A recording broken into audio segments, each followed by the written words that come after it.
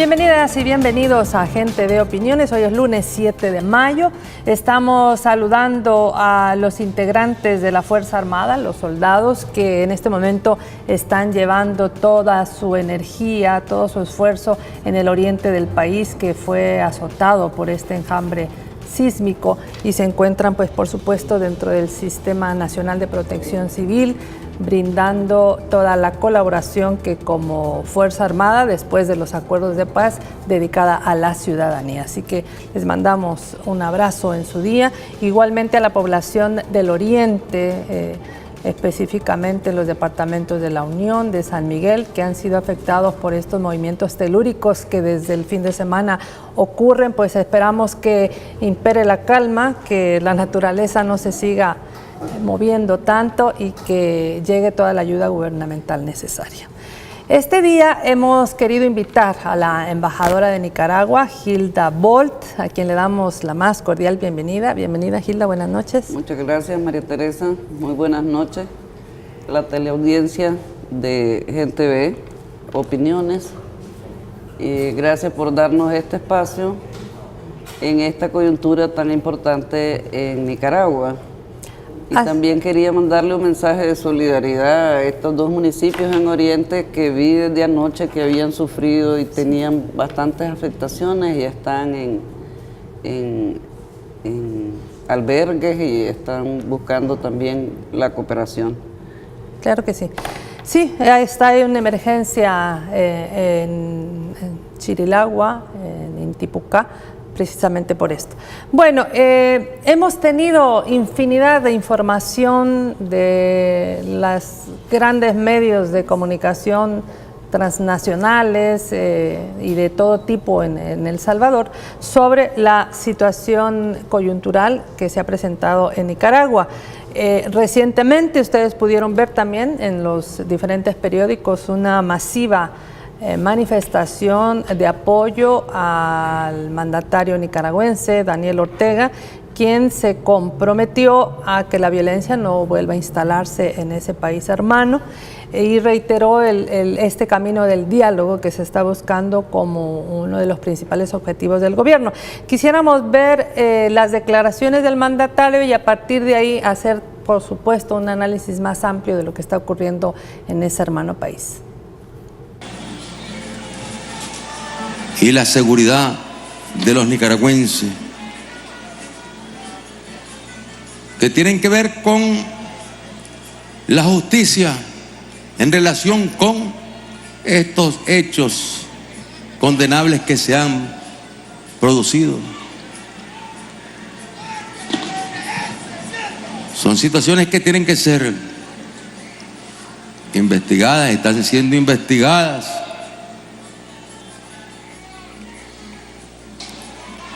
Para que puedan encontrarse a los culpables, no para lanzarnos llenos de odio contra ellos, no para lanzarnos con el cuchillo en la mano contra ellos, sino para que entiendan de una vez por todas que ya Nicaragua entera escogió el camino de la paz, de la estabilidad y de la seguridad. Bueno, veíamos ahí una masiva manifestación. Embajadora, Nicaragua siempre ha sido en la región centroamericana, por lo menos los recuerdos que yo tengo de los 80 para acá, después del triunfo de la Revolución Sandinista, un país tranquilo, un país en crecimiento, un país que tiene un buen salario mínimo. Y del 18 de abril para acá, el panorama en Nicaragua ha sido de protestas, de saqueos, de una situación de inconformidad, en la que llama mucho la atención la manera en que se está difundiendo. Antes de entrar a este proceso de diálogo que habla el presidente nicaragüense, yo quisiera que nos ubicara con la audiencia de Gente Ve, que dicho sea de paso se ve mucho en Estados Unidos, en Europa y por supuesto en los países de América Latina. ¿Cuál es la situación de Nicaragua? ¿Qué ha pasado en Nicaragua después de estas protestas del 18 de abril, que tuvo como origen algunas reformas al Instituto Nicaragüense del Seguro Social? Bueno, María Teresa, me parece que precisamente el comandante Daniel Ortega, presidente de Nicaragua, con este legado histórico que tenemos como gobierno y como Frente Sandinista, está abierto a la negociación, abierto a discutir todos los temas que se plantean y que se quieran plantear en la mesa, siempre y cuando también se respete la institucionalidad. Esa capacidad de negociación ha sido histórica. Precisamente nosotros ya tuvimos experiencia en los 80 y creo que estamos listos para este diálogo y esta negociación. Estamos esperando precisamente que los sectores que van a participar en el diálogo y la negociación se pongan de acuerdo y decidan cuáles son sus interlocutores o sus representantes más bien ante este diálogo por la paz en Nicaragua, este diálogo por discutir temas importantes, y este es un diálogo que va a ser abierto y sin condiciones. Es importante señalar que esta situación de Nicaragua hay que ponerla en el contexto internacional, donde se ha tratado de afectar a todos los gobiernos progresistas de América Latina. Para Nicaragua ha crecido permanentemente en los últimos 5 años el 4.5%, ha tenido una inversión de 13 a 15 millones de inversión extranjera, ha tenido grandes éxitos en el tema de turismo y al mismo tiempo ha avanzado en la lucha de la extrema pobreza y también de promoción de la pequeña producción y de la economía familiar. Cuando se habla del tema que origina la reacción de los estudiantes, se habla del tema de seguro social, que no es nuevo. Teníamos 1 año de estar hablando del tema de seguridad social. El año pasado, en el 2017, tuvimos una visita del Fondo Monetario Internacional, donde Fernando Delgado, funcionario del FMI, por ejemplo, decía que el tema del seguro social no es una cuestión de justicia social ni que la gente tenga o no derecho a jubilarse, es una cuestión de finanzas. Y que es una cuestión de que si uno va a cobrar pensión durante 30 años no tiene sentido que cotice solo 15. Entonces el FMI hizo una serie de propuestas que afectaban considerablemente el ingreso de la población nicaragüense, porque precisamente se hablaba de proponer incrementar cotizaciones, incrementar edad e incrementar también los porcientos de cómo vos vas a hacer tus cotizaciones de acuerdo a tus ingresos. Entonces la propuesta del gobierno, que además es un punto que está en agenda o debe estar en la agenda del diálogo precisamente porque es el que origina inicialmente este apoyo de sectores estudiantiles, que se ven después minados o que se ve después afectado por grupos que no necesariamente responden a los estudiantes. Y esta propuesta del gobierno es garantizar las pensiones para 60 años, o sea, a los 60 años que se mantenga la edad que se mantengan las 750 cotizaciones, que de 6,25% se incremente a un 7% del aporte, o sea, son 75,75 el crecimiento del aporte de los pensionados, y que el aporte de los empresarios pase del 19 al 22, de forma escalonada hasta el 2020. Pero además hay un sector importante de 53,000 personas que nunca completaron su periodo, sus cotizaciones para la jubilación, y el gobierno de la revolución sandinista les otorga una pensión. Pero es necesario que para que ellos tengan cobertura de salud y cobertura también de otro tipo en el tema de seguridad social, ellos hagan un aporte en este esquema del 5%.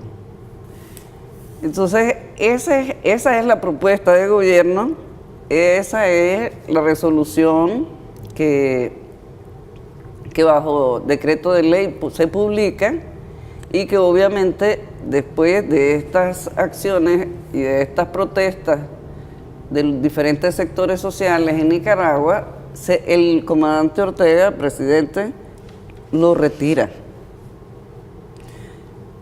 Se debiera suponer que con el retiro de esta propuesta se pudiera tener un espacio precisamente propicio para el diálogo, pero no ha sido así. Entonces, lo que se ve es que el elemento seguridad social ya no es ya no era el tema.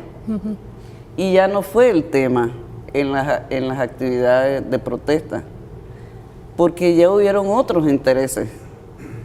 Ahí se veía saqueo, se veía violencia, se veía muy similar a las famosas guarimbas de Venezuela. Incluso se ha hablado de, y además cómo se organizan de un día para otro. Dice Néstor Avendaño, que es de Codepaz, que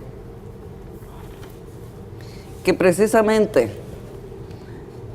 porque la oposición ha sido incapaz de presentar una propuesta política y una propuesta programática al país, lo único que le ha quedado es precisamente la destrucción.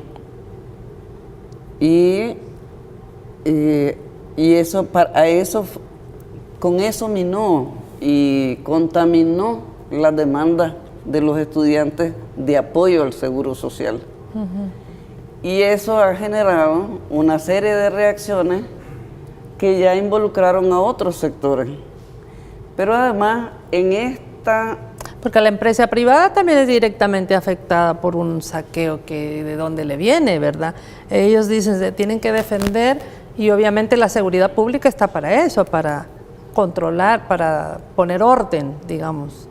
Pero ha sido así como nosotros recibíamos llamadas, por ejemplo, de gente de Nicaragua que decía que había verdadero bandolerismo, donde ni siquiera eran estudiantes los que entraban a los comercios.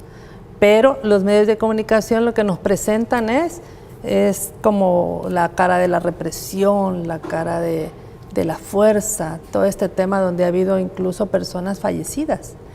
Este esquema, que no es nuevo, ¿verdad? Esto responde a una guía, a un guión que ya algunos países conocemos, de Jane Sharp, sobre los famosos golpes blandos que hacen una serie de pasos y se cumplen y van creando las condiciones necesarias para hacer eso: desestabilización, caos, miedo, preocupación, desinformación, y juega un papel importantísimo las redes sociales.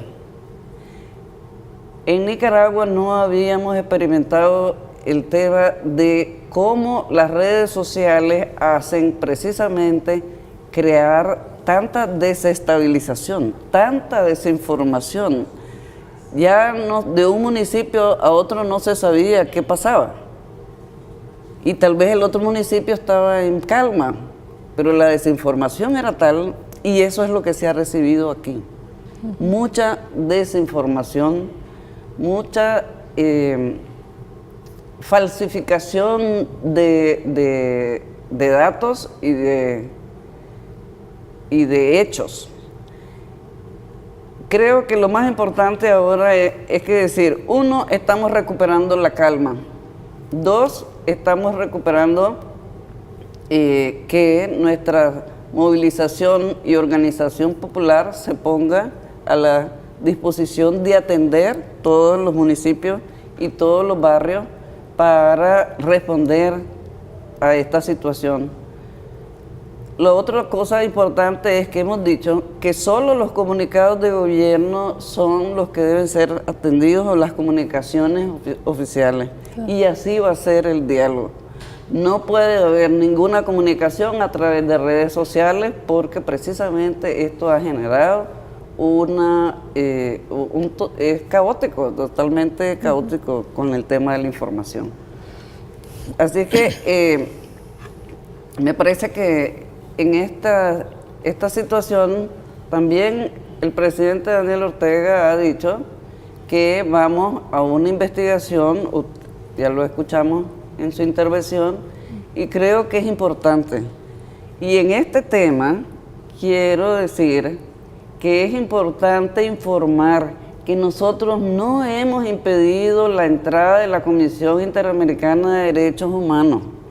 Lo que hemos dicho a la Comisión Interamericana de Derechos Humanos es que espere la investigación nacional y que después nosotros podemos aceptar la intervención de ellos cuando nosotros hayamos pasado este proceso interno. Porque esto además es una crisis interna creada, pero necesitamos hacer todas las investigaciones necesarias de cada uno de los hechos y en cada una de las acciones que se han cometido y que se han vandalizado, precisamente para tener una información que sea veraz, verídica y que nosotros podamos proporcionar. Por eso también se ha creado la Comisión de la Verdad en la Asamblea Legislativa, precisamente para hacer investigación de estos hechos. En un primer momento también ha habido expresiones de parte de organizaciones políticas, de organización civil, tanto dentro como fuera de Nicaragua, apoyando precisamente este diálogo, esta diálogo que el presidente Daniel Ortega ha llamado. ¿Cómo recibe el pueblo nicaragüense estas muestras de solidaridad, donde dicen, bueno, sí, un diálogo, ¿verdad? La gente ya no quiere ver este tema de un país, como decía al inicio, que ha estado tan tranquilo, tan en paz. El turismo ha sido uno de los mayores. La gente cuando viaja aquí cerca de la región dice, voy a Nicaragua porque ahí no hay un tema de delincuencia, de maras, de zozobra. Entonces, ¿de qué manera ustedes reciben también estas muestras de apoyo? Pero, y qué bueno que preguntas eso, porque también quiero agradecer las muestras de solidaridad que sectores del pueblo salvadoreño nos han expresado, tanto políticos como movimientos sociales, y pues agradecer profundamente esas muestras de solidaridad. Hemos tenido la solidaridad o expresiones de solidaridad de todo el mundo, lo cual ha sido muy reconfortante conocer del pueblo nicaragüense precisamente que hay esa solidaridad para Nicaragua y por el esfuerzo, que se reconoce el esfuerzo que hemos hecho 10 años, o sea, 10 años de mucho esfuerzo para crear precisamente este país seguro, estable, con economía que crezca y que haya menos pobreza en Nicaragua. Vamos a hablar, si quisiéramos que nos diera datos, embajadora, Sabemos que, bueno, usted ya nos hablaba del crecimiento de 4.5 del PIB, digamos, cada año en Nicaragua de manera sostenida. Aquí hemos tenido al economista César Villalona, a Alfonso Goitia, que cuando se estaba dando el aumento salarial en El Salvador, se hablaba que en la región centroamericana era uno de los más bajos y por eso se pedía un aumento. Y cuando se hablaba en el caso de Nicaragua, incluso Honduras, tenían un salario mucho más alto. ¿De qué manera esta estabilidad en la economía nicaragüense se ha mantenido en el tiempo? Bueno, precisamente por eso yo mencionaba antes un artículo de Néstor Avendaño, de COPADES, que tiene instancia aquí en El Salvador a propósito. COPADES, que fue un ministro de Economía, no de nosotros, fue un ministro de Economía del presidente Bolaño. Y Néstor Avendaño dice precisamente que habíamos estado creciendo de 4.7 el PIB, y son los datos que yo había dado antes, que del 12 al 15% se estaba recibiendo de inversión extranjera. ¿Y por qué entonces él menciona precisamente todos estos datos? Y además dice que de la década de los 80 nos costó salir hasta ahora casi 20 años. Y hemos recuperado mucho la economía. Esto, que es una crisis política, debería ser resuelta en términos políticos y no económicos. Y entonces él hace un llamado al diálogo, precisamente, y le dice a los empresarios que se dediquen, como quien dice, zapatero a tu zapato. Claro. Que cada quien resuelva la parte que le corresponde. Los empresarios, el tema de la economía y el tema de seguridad social, los políticos, los temas políticos, y cada quien atienda esos temas. Nicaragua, efectivamente,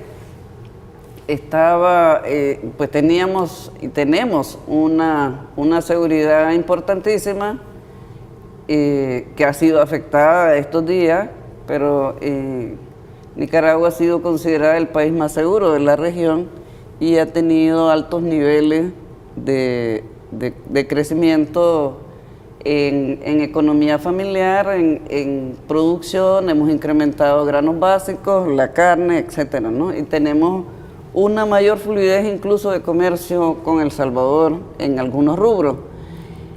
Así que yo creo que precisamente este tema de la economía en Nicaragua y el prestigio que estaba teniendo Nicaragua, que se ha visto dañado estos días, el prestigio en general, sobre todo la estabilidad, la institucionalidad y la afectación que quieren hacer de algunas instituciones como las que han tenido que reaccionar con estos hechos, como la policía, por ejemplo.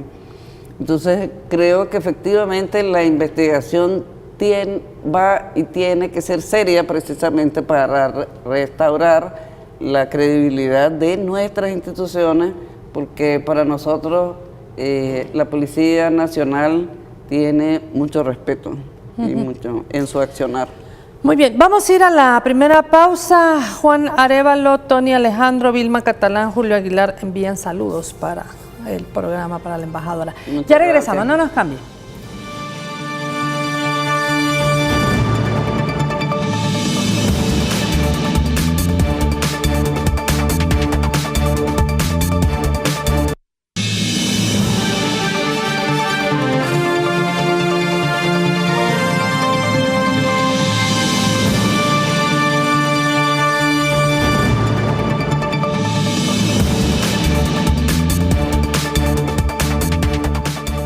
Bueno, conversamos con la embajadora de Nicaragua en El Salvador, Hilda Bolt, sobre la situación de ese hermano país que a partir del mes de la segunda quincena de abril ha presentado una situación de crisis política que en este momento pues está investigando, se ha formado una comisión.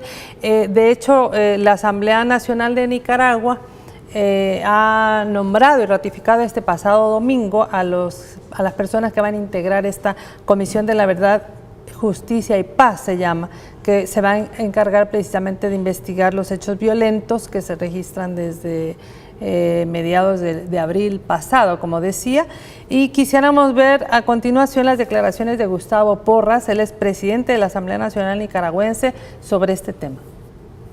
Queda conformada la comisión por el padre Uriel Morina, el licenciado Francisco López Lowery, Jaime Francisco López Lowery, la doctora Mirna Cunningham Kane, el doctor Adolfo Arquín Hortel y el doctor Cairo Amador.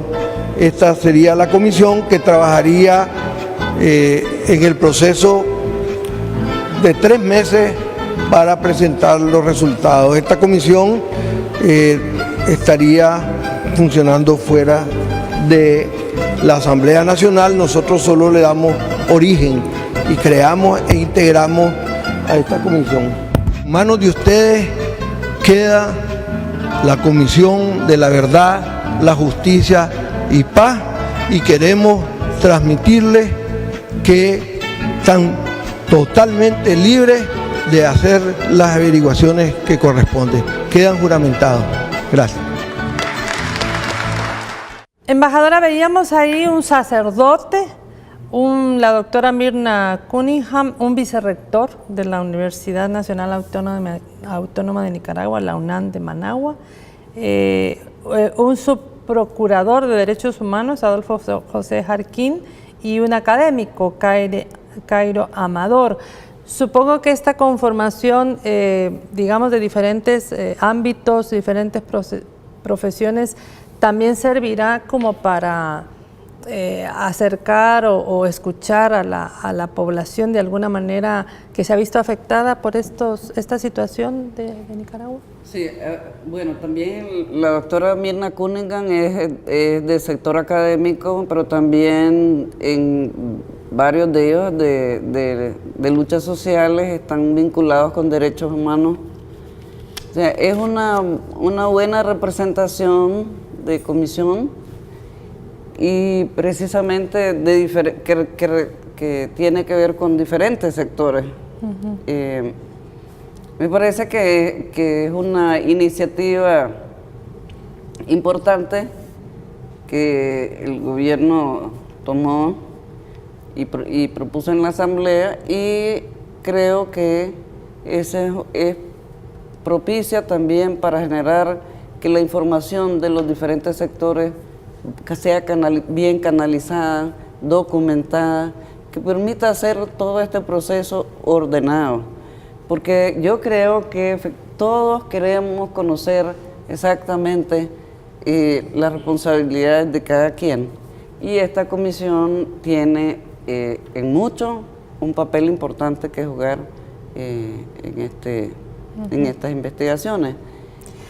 En ese sentido, además de, obviamente, lograr alcanzar la paz, la tranquilidad de Nicaragua, que ha sido por muchos años, este proceso también tal vez permitirá conocer de alguna manera algunas situaciones de conflicto, por ejemplo, de sectores que, como usted decía en el primer bloque, la oposición no presenta propuestas, no está como organizada para presentar, porque si vemos las últimas votaciones de Nicaragua, si no mal recuerdo, Daniel Ortega ganó casi por el 70% de los votos, ¿no?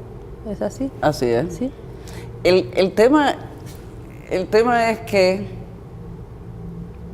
se quiere desconocer la institucionalidad sin ningún argumento, y eso no puede ser. En ningún país se puede aceptar el desconocimiento de institucionalidad, y en el caso de Nicaragua, donde ha habido un proceso de elecciones con una fuerte participación, hay una gran participación popular para cada uno de los temas, Me parece que, como al principio se mencionaba, hay mucho de intereses creados. Es decir, la derecha más recalcitrante en Nicaragua no ha encontrado una vía de cómo ser una opción, además de que no tienen una propuesta concreta para el país, no tienen tampoco una organización representativa. Necesitaban utilizar algunos hechos y lo han hecho en este caso. Y me parece también que eso va a significar también que tengan, que tienen pues que explicar por cómo y que responder ante la población de lo que se ha hecho. Y también algunas organizaciones de la sociedad civil que han recibido cooperación internacional y que están propiciando precisamente toda esta campaña interna en contra del gobierno. Es un esquema, obviamente, que se sigue con la particularidad de que Nicaragua tiene y ha tenido en la que ha tenido una participación la empresa privada. Y teníamos un diálogo tripartito que hay que recuperar: empresa, gobierno, trabajadores. Y me parece que estos elementos van a ser importantísimos en este diálogo y en esta negociación. Y no solo en el diálogo y la negociación, sino también de cara a futuro con los otros sectores, de qué es lo que realmente queremos para Nicaragua. Si nosotros queremos a Nicaragua, tenemos que parar violencia, tenemos que controlar el vandalismo, tenemos que no continuar con el caos ni todos los hechos que se lamentan, porque Nicaragua tiene posibilidades de continuar y de hacer un país que continúe creciendo y que sea progreso para la población. Hemos podido conocer igualmente, embajador, a través de redes sociales, a través de periódicos digitales, las declaraciones incluso de algunas personas que en un momento fueron sandinistas, que son personas ahora, digamos, de la gente académica nicaragüense, que como que estuviera diciendo, con tal de quitar a Daniel Ortega, pues no importa que haya destrucción, que haya muerte, que haya... ¿Cómo mira esto el gobierno? Porque se supone que hay que acercarse a todos los sectores, pero ¿habrá esta voluntad de estos otros sectores que cuando uno le pareciera que están cerrados con el gobierno? Pues lo que estos sectores de ultraderecha y sectores que en un tiempo fueron sandinistas y ahora están con la ultraderecha, pues van a ser y están siendo evidenciados ante el pueblo precisamente de sus intenciones. Y de esas intenciones que no abonan ni ayudan a la reconciliación ni a la búsqueda del diálogo, porque precisamente el gobierno, el comandante Ortega, el presidente, desde hace más de una semana dijo: el diálogo, la mesa está abierta, podemos discutir todos los temas sin condiciones y ponernos a trabajar sobre cada una de las mesas. ¿Qué es lo que ha pasado? Precisamente que estos sectores recalcitrantes de derecha y los que fueron algunos sectores que fueron sandinistas, algunas personas, porque no vamos a hablar de sectores, están precisamente alargando este tema de sentarse en la mesa, porque cada una de las cosas se ha ido, el presidente ha ido, lo que dijo, lo ha ido cumpliendo. O sea, retiró el decreto del seguro, retiró a la policía de sectores donde se supone que los estudiantes se iban a movilizar, retiró digamos, las condicionalidades de las mesas y dijo que no hubieran condicionalidades, formó la Comisión de la Verdad y Justicia, se ha abierto todos los espacios, no hay cierre de medios, todos los medios están funcionando, no tenemos presos políticos en Nicaragua, así es que creo que las condiciones están creadas para hacer el diálogo y la negociación y hacer reconciliación. Entonces, ¿qué esperamos?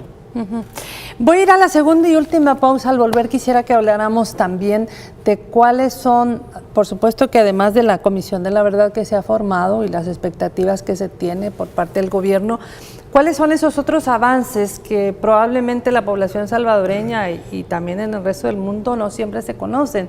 Que no solamente tenga que ver con el crecimiento económico, sino otros avances que ha tenido Nicaragua a partir de, del año 79 y en la última etapa sobre todo. Eso será al volver, ya regresamos.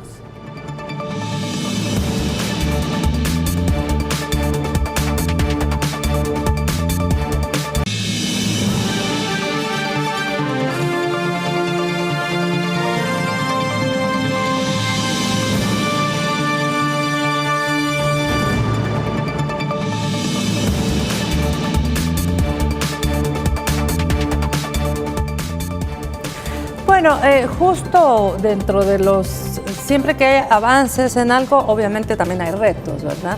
¿Qué otros avances podemos mencionar en Nicaragua, sobre todo en temas sociales para la población? Sabemos que el tema de las enfermedades, como somos países hermanos, hay bastante prevención, pero si nos habla un poco más sobre estos avances sociales de Nicaragua. Precisamente creo que uno de los temas es la inclusión social y el seguro social es parte de la inclusión social. Esas 53,000 personas que se incluyó en el seguro precisamente forman parte de una política de inclusión social. Lo otro importante es que es la participación escolar. Para nosotros es muy importante el tema de la educación. Ahorita se acaba de realizar un taller aquí en El Salvador, donde precisamente se está hablando cómo en secundaria y en primaria se incluya elementos para el currículum escolar para emprendedurismo. Y Nicaragua tiene una excelente experiencia sobre estos temas. Otro tema importante es la energía limpia. En el mundo estamos hablando que el hecho que hemos crecido no quiere decir que no seamos un país que todavía tiene muchísimos retos, ¿verdad? Es importante recordar que nosotros recibimos un país empobrecido, que tenemos muchos recursos y que hemos tratado de levantar estos 10 años. Somos el 14 país en el mundo que mayor inversión en energía limpia ha hecho de acuerdo a su Producto Interno Bruto, lo cual significa que para este 2018 deberíamos ya completar a finales del 2018 el 86% de nuestras capacidades para energía limpia. Entonces, también tenemos, en esas contradicciones, cuando se habla del entorno internacional que se mencionaba al principio. Muy importante la energía limpia, muy importante la inversión de Nicaragua en energía limpia y de sus recursos de agua, de volcanes, etc. Pero qué casualidad, además, que se decide que el barril del petróleo tenga un valor de $50. Entonces, esa realidad internacional de $50 que lo pusieron para afectar a otros países, afecta también tu inversión de energía limpia, porque tu inversión de energía no tiene el mismo valor en el que ha bajado tanto el petróleo.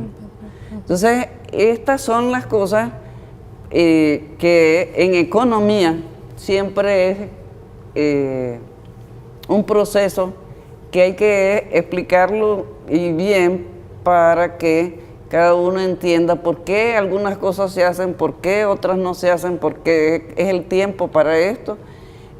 Otra cosa importante en Nicaragua es, como decía y habíamos mencionado antes, la inversión turística. La inversión turística ha significado una promoción enorme y un esfuerzo intenso de Nicaragua. Y fuimos galardonados recientemente en Londres, hace 3 meses, de nuestra mejor campaña como región, que la tenía Nicaragua sobre el tema de turismo de aventura. Entonces, cada día hacemos esfuerzos por sacar a Nicaragua adelante. El gobierno tiene mucha disciplina para ir completando cada uno de los proyectos. Otra cosa importantísima es que las cuentas macroeconómicas de Nicaragua se han mantenido estables, lo cual los economistas, por supuesto, sabrán y explicarán mejor que yo estos temas, pero eso es muy importante. Las reservas internacionales para Nicaragua, para sus pagos, se tienen y se cuentan con ellas. También Nicaragua mantiene los uniformes, los libros para los estudiantes, el desayuno escolar.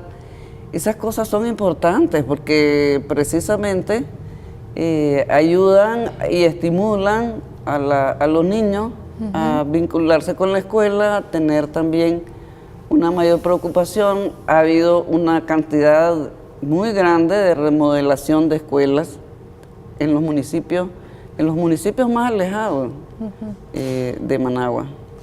¿Cuáles vendrían siendo, embajadora, viendo este panorama que se está ya normalizando a partir también de la intervención y la manifestación popular, como los retos que quedan a bien corto plazo en este momento para Nicaragua?